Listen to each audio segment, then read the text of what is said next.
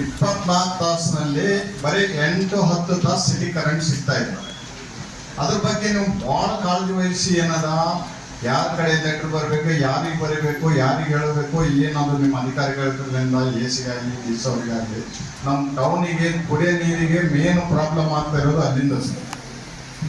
ಮೊದಲು ಏನಾದ್ರು ಸರ್ ಕರೆಂಟಿನ ಬಗ್ಗೆ ಒಂದೊಂದು ಸ್ವಲ್ಪ ಕಾಳಜಿ ಮಾಡಿ ಸರ್. ನಿನ್ನೆ ಏನಾಗಿದೆ ಸರ್, ನಿನ್ನೆ 8 ತಾಸು ಕರೆಂಟ್ ಇದೆ.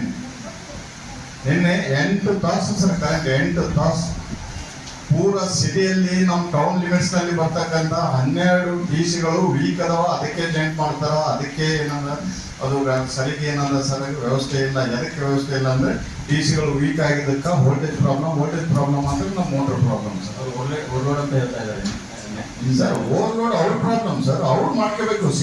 ಸಿಟಿಗೆ ಏನದ ಒಂದು ಕಾಳಜಿ ವಹಿಸ್ಬೇಕು. ಅದೇನದ ಸರ್, ಅದ್ರ ಬಗ್ಗೆ ಸ್ವಲ್ಪ ಏನದ ಏನ್ ಕಾಳಜಿ ವಹಿಸ್ಬೇಕು ನೋಡಿ ಸರ್. ಲಕ್ಷ ರೂಪಾಯಿ ಅಷ್ಟೇ ಮಾಡಿದಿರಲ್ಲ. 2021ರಿಂದ ಇಲ್ಲಿವರೆಗೆ ನಾನು ನಡುವೆ ಕೊಟ್ಟೆ ನಿಮಗೆ. ನನ್ನ ವಾರ್ಡ್ ಕಡೆಗಣಿಸಿನೇ ನೀವು ರಾಜಕಾಲುವೆಗಳು ಸ್ವಚ್ಛ ಮಾಡ್ತಾ ಇದ್ದೀರಿ. ಯಾಕೆ ಅಂತ ಗೊತ್ತಾಗ್ತಿಲ್ಲ.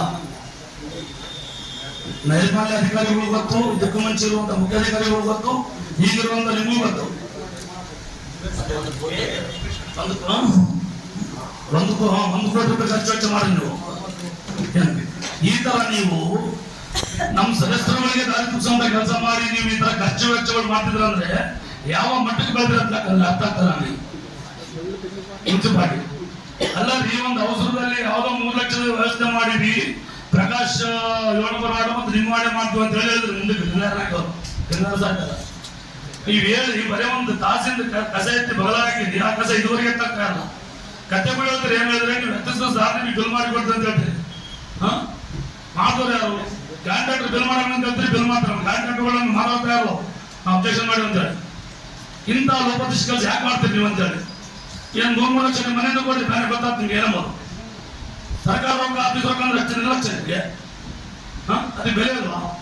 ಬರೇ 2 ದಿವಸ ಕೆಲಸ ಮಾಡ, ಒಂದ್ ದಿವಸ 4 ತಾಸು, 1 ತಾಸು, ಅವ್ರಿಗೆ 3 ಲಕ್ಷ ಬಿಲ್ ಮಾಡಿ ಕೊಡ್ತೇವೆ.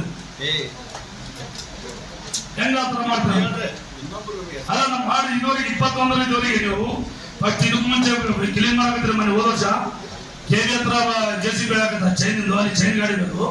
ಇಲ್ಲ ಸರ್ ಇದು ಮಾಡ್ಕೊಂಬಂದ ನಿಲ್ಸ್ಕಂತ ಲಾಸ್ಟ್ ಏನಂದ್ರೆ ಪುನರ್ಬೇಡಿ ಸರ್ ಅಲ್ಲಿಂದ ತಂದ್ರೆ ಅದು ಇದೋಗ್ತದ, ಅದು ಗಾಡಿದು ಬರಂಗಿಲ್ಲ ತರಾಗ ಹಂಗಿಲ್ಲ ಅಂತ ಎಷ್ಟು ಸರ್ ಹೇಳಾಕಿದ್ದಲ್ಲ. ಯಾಕ ಇದು ನಾವು ರಾಜಕಾರಣ ಇಲ್ಲ ಅಂತ ಯಾಕಂದ್ರೆ ಅಲ್ಲಿ ಜನರು ವಾಸ ಮಾಡ್ತಂತ ಪರಿಸ್ಥಿತಿ, ಅವ್ರಿಗೆ ಯಾರು ಕಾಯಿಲೆ ಬಂದ್ರೆ ರೋಗ ಬಂದ್ರೆ ಅದಕ್ಕೆ ಯಾರು ಪುರಸಭೆ ಜವಾಬ್ದಾರನ? ಯಾರು ಜವಾಬ್ದಾರ ಅದಕ್ಕೆ? 21ರಲ್ಲಿ ದೇವರಿಗೆ ಮನೆ ತೋರಿಸಿ ನನಗೆ ಲಡುಗಳನ್ನ ಏನ್ ಅರ್ಥ ಅದಕ್ಕೆ? ಯಾವ ಕಾರಣಕ್ಕೆ ನೀವು ನಿರ್ಲಕ್ಷ್ಯ ಮಾಡ್ತೀರ ಮಾಡೋದ್ರೆ ಅರ್ಥ ಆಗ್ತದೆ ನನಗೆ.